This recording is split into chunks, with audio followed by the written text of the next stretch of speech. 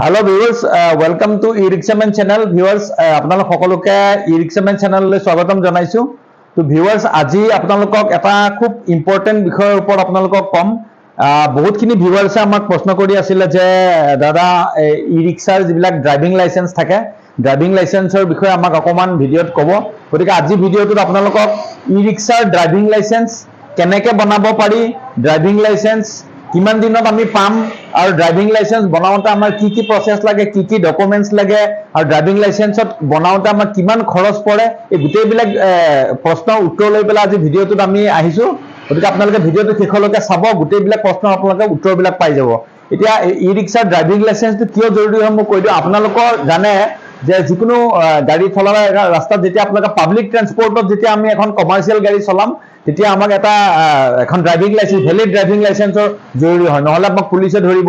2 নম্বৰতে আপোনালোকৰ যেতিয়া ড্ৰাইভিং লাইসেন্স থাকে তেতিয়া আপোনালোকে ইঞ্চুৰেঞ্চ ক্লেইম কৰোঁতে ইঞ্চুৰেঞ্চ কোম্পানীয়ে সদায় আপোনালোকক এটা ড্ৰাইভিং লাইসেন্স আছে নাই, যিজন গাড়ী এক্সিডেণ্ট হ'ল, এক্সিডেণ্ট হওঁতে আপোনালোকে ইঞ্চুৰেঞ্চ ক্লেইম কৰিলে বা গাড়ীখন চুৰি হ'ব, তেতিয়া গাড়ীখন চলাই থাকোঁতে যিজন ড্ৰাইভাৰে চলাই আছিলে তেখেতৰ ড্ৰাইভিং লাইসেন্স আছে নাই, এনেকুৱা ধৰণৰ প্ৰশ্ন কৰে। ড্ৰাইভিং লাইসেন্স নাথাকিলে তেতিয়া ইঞ্চুৰেঞ্চ ক্লেইমো নহয়। গতিকে বিভিন্ন কাৰণত ড্ৰাইভিং লাইসেন্সখন লগা হয়। গতিকে আহক আজি আমি জানো যে ড্ৰাইভিং লাইসেন্স আমি e-Rickshaৰ কেনেকৈ বনাব পাৰিম, আৰু আমাৰ যদি ড্ৰাইভিং লাইসেন্স অলৰেডি আছে সেই ড্ৰাইভিং লাইসেন্সখনত আমাৰ গাড়ী চলাব পাৰিম নাই, গোটেই কথাখিনি কৈছো। ড্ৰাইভিং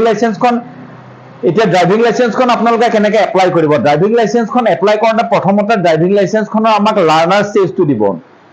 লাৰ্ণাৰ লাইসেন্স বুলি কয় যিখন, প্ৰথম লাৰ্ণাৰ লাইসেন্সৰ কাৰণে এপ্লাই কৰিব লাগিব, তাৰ পিছত আমি গৈ পেলাই ফাইনেল লাইসেন্সৰ কাৰণে এপ্লাই কৰিব লাগে। এতিয়া লাৰ্ণাৰ লাইসেন্সখন আমি কেনেকৈ এপ্লাই কৰিম।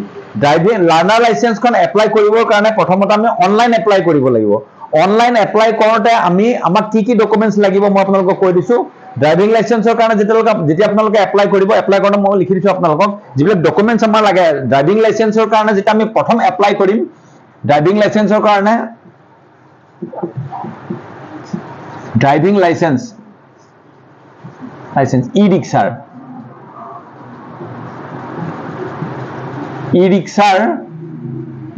ড্ৰাইভিং লাইসেন্সৰ কাৰণে যেতিয়া আমি এপ্লাই কৰিম, আমাক ডকুমেন্টছ কি কি লাগিব। ফাৰ্ষ্ট মই ডকুমেন্টছখিনি কৈ দিছো। প্ৰথমতে ডকুমেন্টছ আমাক লাগিব আধাৰ কাৰ্ডখন লাগিব, আৰু পাছপোৰ্ট ফটো লাগিব। 1 নম্বৰ 2 নম্বৰ পাছপোৰ্ট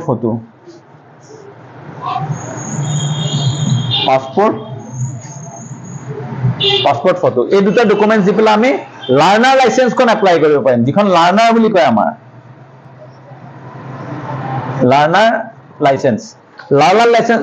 লাইসেন্সখন এপ্লাই কৰোঁতে আমাক এই দুটা ডকুমেন্টছ লাগিব। এতিয়া প্ৰশ্ন হ'ল কি আমি এইটো এপ্লাই কেনেকৈ কৰিম। এপ্লাই কৰিবলৈ হ'লে যিবিলাক অনলাইন সাৰ্ভিস প্ৰভাইড কৰা দোকান আছে, যেনেকৈ আমাৰ ডিটি অফিচ আছে, ডিটি অফিচবিলাকৰ ওচৰে পাজৰে জেনেৰেলি বহুতবিলাক অনলাইন সাৰ্ভিসেছ কৰা দোকান থাকে, সেই দোকানত আপোনালোকে গৈ পেলাই অনলাইন মাধ্যমেৰে এইটো এপ্লাই কৰিব পাৰিব, বা যিসকলে নিজে জানে তেখেতসকলে পৰিবহন ৱেবছাইট পৰ্টেলটোত গৈ অনলাইন মাধ্যমেৰে ড্ৰাইভিং লাইসেন্সৰ কাৰণে এপ্লাই কৰিব পাৰে। ড্ৰাইভিং লাইসেন্সখন প্ৰথম যেতিয়া আপোনালোকে এপ্লাই কৰিব, আধাৰ কাৰ্ড দি পেলাই ড্ৰাইভিং লাইসেন্সখন এপ্লাই কৰিব। এপ্লাই কৰোঁতে প্ৰথমতে আপোনালোকে দোকানত যাব, দোকানত গৈ ক'ব যে মই আমাৰ ড্ৰাইভিং লাইসেন্সখন এপ্লাই কৰিব লাগে। ড্ৰাইভিং লাইসেন্সখন কেনেকৈ এপ্লাই কৰে। ড্ৰাইভিং লাইসেন্সখন কৰোঁতে প্ৰথমতে দোকানত গৈ পেলাই আপোনালোকে এপ্লাই কৰিব। কৰোঁতে প্ৰথমতে আপোনালোকৰ এটা ফিজ লাগিব। ড্ৰাইভিং লাইসেন্সখন যেতিয়া আপোনালোকে এপ্লাই কৰিব, এটা গভৰ্ণমেণ্ট ফিজ আছে। গভৰ্ণমেণ্ট ফিজটো মই কৈ দিছো আপোনালোকক। যেতিয়া গভৰ্ণমেণ্ট ফিজ হয়, গভৰ্ণমেণ্ট যিটো ফিজ আছে, ফিজটো হৈছে আপোনাৰ 850 rupees। 850 টকা দি পেলাই আপোনালোকে লাৰ্ণাৰ লাইসেন্সৰ কাৰণে এপ্লাই কৰিব। 850 টকা ল'ব, লাৰ্ণাৰ লাইসেন্সখন এপ্লাই হৈ যাব। আপোনাৰ দোকানত গৈ পেলাই লাৰ্ণাৰ লাইসেন্সখন এপ্লাই হৈ যাব। ইয়াৰ লগতে আপোনালোকৰ আৰু এটা ফিজ আছে, এইটো মেডিকেল এটা ফিজ আছে, যিটো কম্পিউটাৰ তাতে লৈলে সিহঁতে 300 টকা বা 350 টকা মানৰ ভিতৰত, অলপমান ভেৰি কৰে, দোকানৰ ডিপেণ্ড কৰে। টোটেল আপোনালোকৰ 1200 মান টকাত আপোনালোকৰ লাইসেন্সটো এপ্লাই হৈ যাব। ইয়াৰ এপ্লাই হৈ যোৱাৰ পিছত আপোনালোকৰ এপ্লাই হৈ যাব। এপ্লাই হোৱাৰ পিছত এটা কম্পিউটাৰত এটা পৰীক্ষা হয়, তাতে সেই দোকানটো লগে লগে হৈ যাব।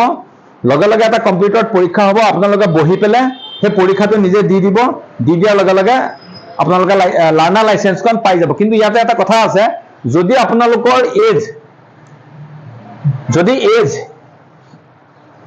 আপোনালোকৰ বয়স যদি 40 বছৰৰ ওপৰ হয়, 40 বছৰৰ যদি ওপৰ বয়স থাকে তেতিয়াহ'লে এখন আপোনালোকৰ লাৰ্ণাৰ লাইচেন্সখন লওঁতে এদিন বা দুদিন টাইম লাগিব, কাৰণ লাৰ্ণাৰ লাইচেন্সখনৰ কাৰণে তেতিয়া যিখন আপোনালোকে এপ্লাই কৰিছে এই এপ্লিকেশ্যনখন দ্বিতীয় অফিচত যাব।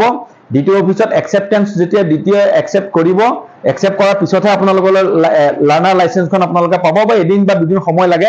কিন্তু 40 বছৰৰ কম বয়স যিখিনি আছে, 40 বছৰৰ কম যদি বয়স আছে তেতিয়াহ'লে আপোনালোকে লাৰ্ণাৰ লাইচেন্সখন লাৰ্ণাৰ যিখন লাইচেন্স আছে সেইখন লগে লগে পাই যাব তেতিয়াই। গতিকে লাৰ্ণাৰ লাইচেন্সখন আপোনালোকে এইখিনি টকা মানৰ ভিতৰত এপ্লাই কৰি পেলাই লাৰ্ণাৰ লাইচেন্সখন আপোনালোকে পাই যাব পাৰে। আৰু পৰীক্ষাটো আপোনালোকে লাৰ্ণাৰ লাইচেন্স যেতিয়া এপ্লাই কৰিব, লাৰ্ণাৰ লাইচেন্স এপ্লাই কৰোঁতে সেই সময়তে পৰীক্ষাটো কম্পিউটাৰত বহি পেলাই দি দিলেই হ'ল। আৰু যদি আপোনালোকে নিজে কম্পিউটাৰটো বহুত আছে, ধৰক কম্পিউটাৰটো নাজানে চলাব বা পৰীক্ষাটো নিজে দিব নোৱাৰিব, তেতিয়া আপোনালোকে দোকানৰ লগত কথা পাতি ল'ব পাৰিব যে কেনেকৈ কৰিব লাগিব বা কেনেকৈ সেইখিনি কৰিম, আপোনালোকক বতাই দিব তেখেতসকলে।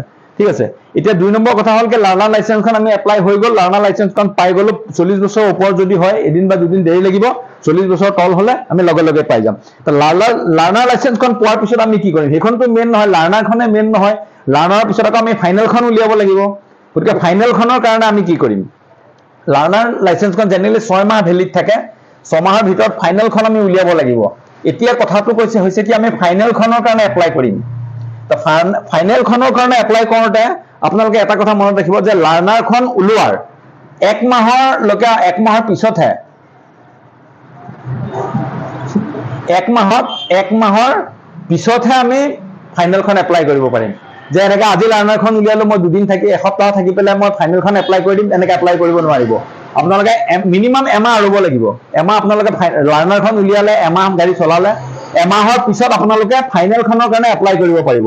এতিয়া ফাইনেলখনো সেই তেনেকৈ অনলাইন মাধ্যমেৰে আপোনালোকে কৰিব লাগিব। কোনোবা অনলাইন ছাৰ্ভিচ প্ৰভাইড কৰা দোকানত যাব লাগিব, গৈ পেলাই তেখেতসকলক ক'ব লাগিব যে ফাইনেলখনৰ কাৰণে এপ্লাই কৰিম। এতিয়া ফাইনেলখনৰ কাৰণে এপ্লাই কৰোঁতে এপ্লাই কৰোঁতে গভৰ্ণমেণ্ট ফিজ আছে, গভৰ্ণমেণ্ট ফিজটো আপোনালোকে দিব লাগিব। মই গভৰ্ণমেণ্ট ফিজটো কৰিছোঁ। গভৰ্ণমেণ্ট যিটো ফিজ আছে, গভৰ্ণমেণ্ট ফিজ আছে, এইটো 1000 ৰুপিজৰ এটা ফিজ আছে, 1000 টকাৰ এটা ফিজ আছে। 1000 টকাৰ ফিজটো আপোনালোকে অনলাইন পে' কৰিব লাগিব। পে' কৰাৰ লগে লগে আপোনালোকৰ ফাইনেল লাইচেন্সৰ কাৰণে যিখন এপ্লিকেশ্যন আছে, এপ্লিকেশ্যনখন ছাবমিট হৈ যাব। ছাবমিট হোৱাৰ পিছত আপোনালোকক এটা টাইম দিব তাত। যেনেকৈ আপোনালোকে আজি যিদিনাখন এপ্লাই কৰে তাৰ আগৰ যিটো আহি থকা শুক্ৰবাৰ আছে, জেনেৰেলি শুক্ৰবাৰবিলাকত হয়, শুক্ৰবাৰবিলাকত আপোনালোকক এটা এপইণ্টমেণ্ট দিব। সেই এপইণ্টমেণ্ট মতে আপোনালোকে আহিব। এপইণ্টমেণ্ট মতে আপোনালোকে দ্বিতীয় অফিচত আহিব লাগিব। তাত MVI আছে, MVI ওচৰত আপোনালোকে গাড়ীখন লৈ আহিব লাগিব। গাড়ী আনি পেলাই গাড়ীখন তাত চলাই দেখাব লাগিব। এটা ফিজিকেল হেৰি হয়, জেনেৰেলি এটা ফিল্ডত এনেকৈ তেওঁলোকে এটা ব্যৱস্থা কৰে। তাত আপোনালোকে ফিজিকেলি গাড়ীখন, আপুনি যে গাড়ী চলাব পাৰে, শিকিছে বা পাৰা হৈ গ'ল, সেই কথাটো আপোনালোকে তাত প্ৰমাণ কৰিব লাগিব। গাড়ীখন চলাই পেলাই দেখুৱাব লাগিব MVI আগত। অকণমান 2-3 মিনিটৰ কাৰণে চলাই দেখাব লাগে, 5 মিনিটৰ কাৰণে চলাই দেখাব লাগে। তেতিয়া MVI যেতিয়া ছেটিছফাইড হ'ব, তেতিয়া আপোনালোকে ফাইনেল লাইচেন্সখন লগে লগে এপ্ৰুভ হৈ যাব। ফাইনেল লাইচেন্সখন এপ্ৰুভ হোৱাৰ লগে লগে আপোনালোকে ফাইনেল লাইচেন্সখন আপোনালোকে পাই যাব। ইয়াত আৰু আপোনালোকৰ 1 টকাও এক্সট্ৰা খৰচ নহয়। গতিকে টোটেল আমি যদি চাওঁ, ফাইনেল লাইচেন্সৰ কাৰণে এখন আপোনালোকৰ ফাইনেল লাইচেন্স, এখন ফাইনেল লাইচেন্সৰ কাৰণে 1000 খৰচ হ'ল, আৰু ইফালে আপোনাৰ 1300 মান টকা এটা খৰচ হ'ব, 1300 মান খৰচ হ'ব যিখন লাৰ্ণাৰৰ কাৰণে। লাৰ্ণাৰ লাইচেন্সৰ কাৰণে 1300 মান, টোটেল আপোনাৰ 2300 মান টকা, অকণমান ইফাল সিফাল হ'ব পাৰে, 2200-2300 মান টকাৰ ভিতৰত আপোনালোকে নিজে কৰিলে গোটেইখিনি কাম আপোনালোকৰ ড্ৰাইভিং লাইচেন্সখন হৈ যাব।